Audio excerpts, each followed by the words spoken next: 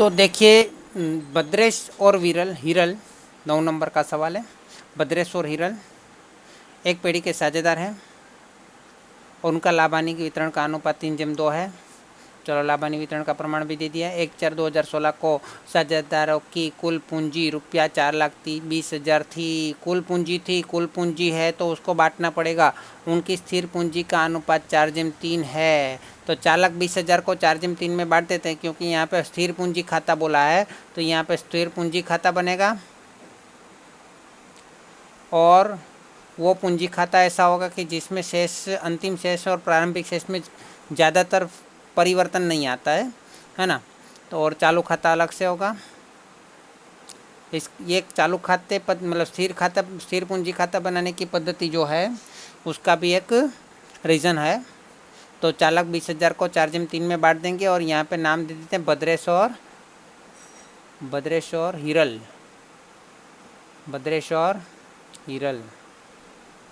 Okay, तो शेष आगे लाए हैं 1/4/2016 के दिन। 1/4/16, अरे वो तो विवरण की जगह लिख दिया मैंने। 1/4/16 के दिन पूंजी खाते की जमा शेष में लिखेंगे 4,20,000 को बांटते हुए। शेष आगे लाए, कितना आएगा? 4,20,000 को 4:3 में बांटो। यहाँ पे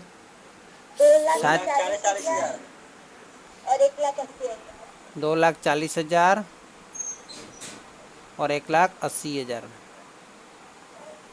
चलो, उसके बाद इस दिन उनके चालू खातों की बाकियां इस प्रकार थी। भद्रेश 36,000 जमा शेष बोला है, तो जमा शेष लिखना है। शेष आगे लाए, भद्रेश का जमा साइड लिख देते हैं। कितना लिखा है? 36,000 बोला है तो 36,000 लिख देते हैं। जबकि हिरल का नहीं बोला है तो नहीं, डैश कर देते हैं। यहाँ पे भी भद्रेश और हिरल का लिख देते हैं। उसी तारीख को बोला है तो तारीख भी लिख देते हैं, 1/4/2016, है ना। और हिरल का 24,000 उधर बाजू बोला है तो हिरल का उधर बाजू में 24,000 लिख देते हैं। शेष आगे लाए लिख देते हैं और यहाँ पे लिख देते तारीख, वही तारीख 1/4/16। यहाँ पे भद्रेश में नहीं है तो डैश कर देते हैं। ठीक है, चलो उसके बाद क्या दिया है? साझेदारी करार पत्र के अनुसार साझेदारों को पूंजी पर वार्षिक 12% की दर से ब्याज देना है। चलो, पूंजी पर 12% की दर से ब्याज देना है। तो पूंजी पे ब्याज इस बार कहाँ पे लिखेंगे? इस बार हम पूंजी पे ब्याज सब चालू खाते में लिखेंगे। जो भी कोई दूसरी चीज़ है वो चालू खाते में। हाँ, एक्स्ट्रा अगर पूंजी लाते हैं तो ही पूंजी खाते में लिखेंगे, बाकी सब चीज़ चालू खाते में जाएगी, है ना। तो पूंजी भले 2,40,000 पूंजी खाते में 2,40,000 और 1,80,000 है, लेकिन उसका ब्याज सबसे पहले धंधे के लिए वो नुकसान है, धंधे के लिए हानि है। तो यहाँ पे लाभानी वितरण खाता हमने बनाया है ना, उसमें हानि की है तो उसके उधार बाजू हम लिखेंगे। क्या लिखेंगे? शेष पूंजी पे ब्याज कितना? तो भद्रेश का और हिरल का। तो 2,40,000 का 12% कितना होता है? लिखो, बोलो। 28,800।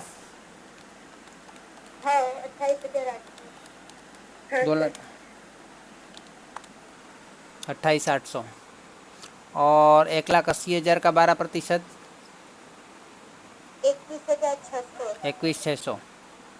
और इन दोनों का टोटल कितना होता है? इन दोनों का टोटल कितना होता है?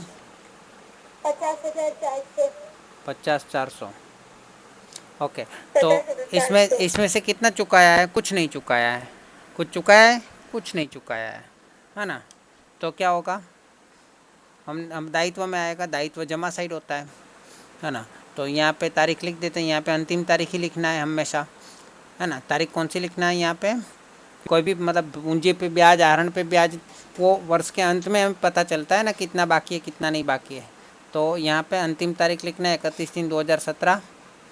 पूंजी पे ब्याज 28,800 और 21,600। क्लियर हुआ? चालू खाते में ही लिखेंगे उसकी एंट्री। चालू खाता है वो पूंजी खाते का भाग है और पूंजी खाता है वो आर्थिक चिट्ठे का भाग है, मतलब चालू खाता भी आर्थिक चिट्ठे का ही भाग हुआ।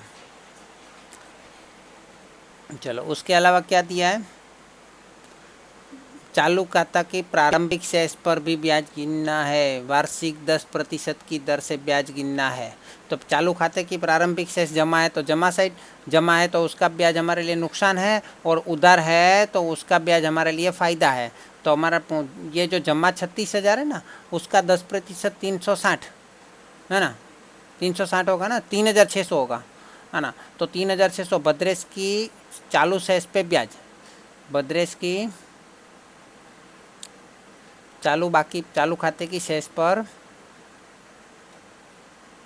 चालू खाते की शेष पर ब्याज कितना आएगा? 36,000 का 10%, 3,600। हमारे लिए क्या हो जाएगा? नुकसान हो जाएगा, तो हमें चुकाना पड़ेगा, लेकिन चुकाया नहीं अभी तक, इसलिए वो हमारा दायित्व हो जाएगा 3,600, है ना। क्या लिखें? चालू खाते की शेष पर ब्याज, शेष पर ब्याज। ओके। इसी तरह हिरल जो है उसका तो उधार शेष है, तो उसका ब्याज हमारे लिए फ़ायदा हो जाएगा, तो वो जमा साइड लिखेंगे।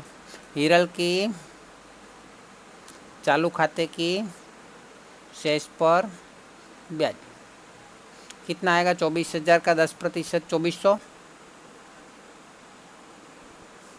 तो वो तो हमारे लिए फ़ायदा हो जाएगा, है ना। फ़ायदा हो जाएगा तो हम इसको क्रॉस एंट्री करेंगे, हमें मिलना चाहिए, तो हमारे लिए लेना हो जाएगा। संपत्ति लेना हमें उधार बाजू लिखना है ना। संपत्ति लेना उधार बाजू होता है।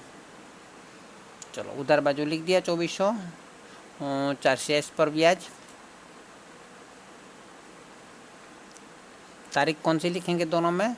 वर्ष की अंत की तारीख, अंतिम तारीख 31/3/17। क्लियर? चलो उसके बाद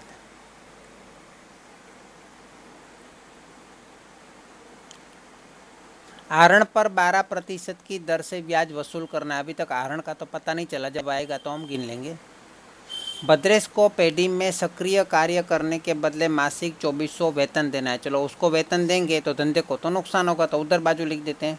हाँ, भद्रेश को वेतन, भद्रेश को वेतन कितना है? मासिक 2,400, मासिक 2,400 मतलब 12 साल का कितना होगा? 28,800।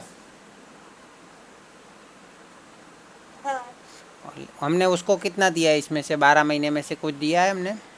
दिया है तो उतना माइनस कर दो, बाकी का हमारा दायित्व रहेगा। नहीं दिया है तो वो पूरे का पूरा दायित्व रहेगा, वेतन। चलो भद्रेश ने तारीख 1/10/2016 को ₹36,000 और हिरल ने 1/1/2017 को 48,000 का आहरण किया था। तो ऊपर आहरण पे ब्याज कितना गिनना है वो लिखा है, तो पहले आहरण लिख देते हैं। आहरण पहले कौन सी तारीख है? 1/10 या 1/1/17, तो 1/10 पहले आएगा, तो 1/10/16 पहले आएगा, इसलिए उसको 36,000 भद्रेश का है। और उसके बाद वापस लिखता हूँ आहरण, क्योंकि तारीख बदल जा रही है इसलिए अलग से लिखना पड़ेगा। 1/1/17 को 48,000 लिख देता हूँ, है ना। अभी उसके ऊपर ब्याज कितना गिनना है वो भी दिया है, ऊपर दिया है वार्षिक 12% दिया है ना। तो 12% ब्याज गिन लेते हैं वार्षिक के हिसाब से, तो आहरण पे ब्याज हमारे लिए फ़ायदा हो जाता है। तो 10वें महीने पे किया था भद्रेश ने, तो 10वें महीने से लिखो, गिनो, तो 36,000 का पहले 12% गिन लो। मैं तो 1 महीने का 1% भी गिन सकते हैं, है ना। तो 36,000 का 12% कितना होता है? उसके बाद महीना गिन लो, 10वां, 11वां, 12वां, पहला, दूसरा, तीसरा, 6 महीना हो जाएगा, क्योंकि हम जो कर रहे हैं वो 31/3 को कर रहे हैं। 31/3 तक कितने महीने हो जाएंगे? 1/10 से 31/3, तो 1/10 मतलब 10वां, 11वां, 12वां, पहला, दूसरा, तीसरा भी पूरा गिना जाएगा, है ना। तो 6 महीने का कितना होगा? 36,000 का 12% की दर से 6 महीने का, वेरी गुड, 10,000, 2,160। हाँ, तो आहरण पे ब्याज 2,160 आएगा, आहरण पे ब्याज। 2160 कितने टाइम का गिना? 6 महीने का किया ना? हाँ, मतलब गुणा 6/12। आधा भी कर सकते हैं। ये किसका है? भद्रेश का है। तो यहाँ पे बी लिख देता हूँ, नीचे हिरल का एच लिख देता हूँ।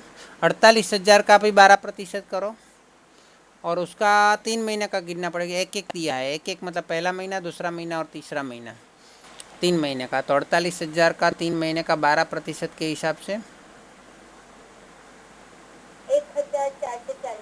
1440 है ना। तो इसका टोटल 6 4 0 4 1 5 6 3600। लेकिन यहाँ पे हम लिखेंगे इसमें से कुछ हमने प्राप्त नहीं किया है, तो वो पूरा का पूरा हमारा लेना हो जाएगा 1440 है ना। तो यहाँ पे क्या होगा? आहरण पे ब्याज। हमने कुछ भी प्राप्त नहीं किया, प्राप्त किया होता तो 31/3/17। चलो, उसके बाद कमीशन देने के प्रावधान किया गया। अच्छा, हिरल को उसका कमीशन घटाने के बाद के शुद्ध लाभ पर 10% कमीशन देने का प्रावधान किया गया। कमीशन घटाने के बाद का शुद्ध लाभ पर 10% कमीशन। वो तो जैसे हमने कल मतलब 2-3 दिन से छोटे छोटे क्वेश्चन करते आ रहे हैं ना, वही टॉपिक यहीं पे है ना। चलो, तारीख 31/3/2017 को पूरे होने वाले वर्ष का पेटी का लाभ 4,06,800 है। चलो, तो क्या लिखा है? उपरोक्त समायोजन ध्यान में लिए बिना, मतलब करने के पहले। ऐसा 31/3/2000 पूरे होने वाले, वही तो हमको चाहिए था। वही हमारे यहाँ पे लाभ हानि खाते में सबसे पहले शुद्ध लाभ दिया होगा, वही शुद्ध लाभ है 4,06,800। अभी कमीशन भी एक गिनना बाकी है, और कुछ गिनना बाकी नहीं है। चलो, तो यहाँ पे कमीशन गिनने के लिए पहले टोटल करेंगे। चलो, टोटल कितना होता है जमा साइड का? 4,06,800 प्लस 2,400 प्लस 3,600,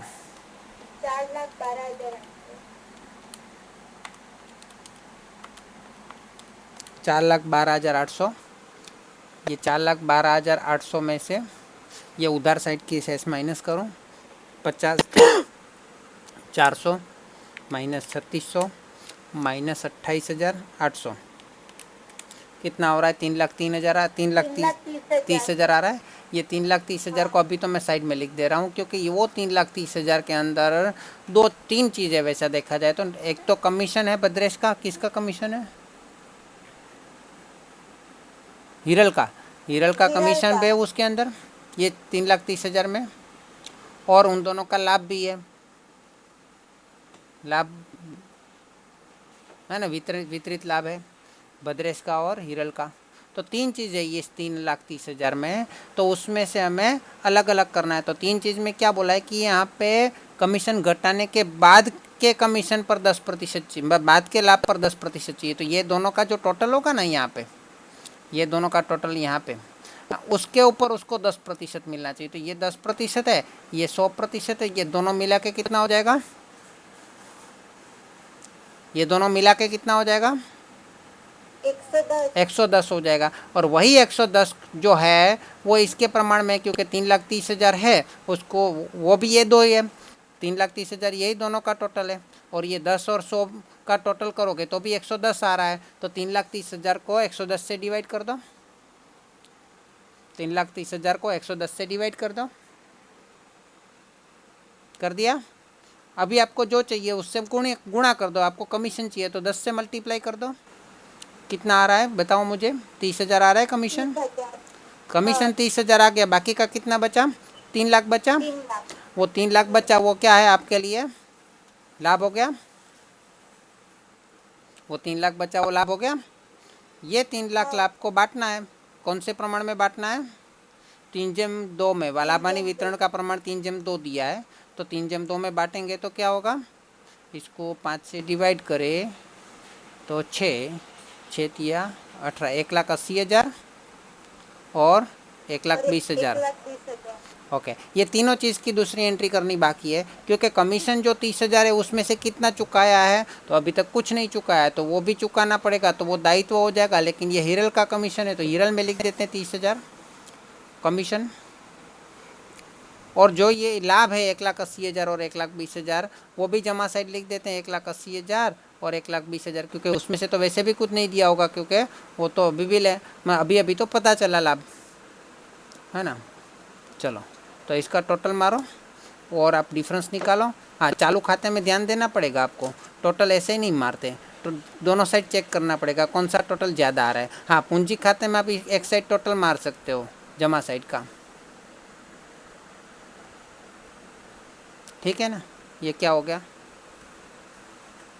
हाँ पूंजी खाते में आप जमा साइड का टोटल मार सकते हो और उसमें से उधार वाला माइनस करोगे तो आपको इसमें तो से कुछ चीज़ है ही नहीं, तो वही रहेगा। शेष आगे ले गए 2,40,000 और 1,80,000 शेष आगे ले गए। चलो बोलो, ये कौन सी तारीख रहेगी, 31/3/17, ठीक है। यहाँ पे टोटल बताओ मुझे किसका ज़्यादा है, भद्रेश का साइड जमा साइड ज़्यादा आएगा, नहीं दोनों का ही जमा साइड ज़्यादा आएगा क्योंकि लाभ ज़्यादा है ना। 36,000 plus 28,800 plus 3,600 plus 28,800 again plus 1,80,000 बराबर 2,77,200। उसमें से माइनस करेंगे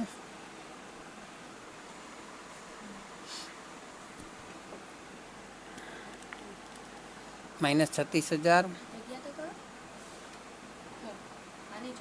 -36,000 -21 60 कितना आ रहा है 40, 2,39,040, 2,39,040।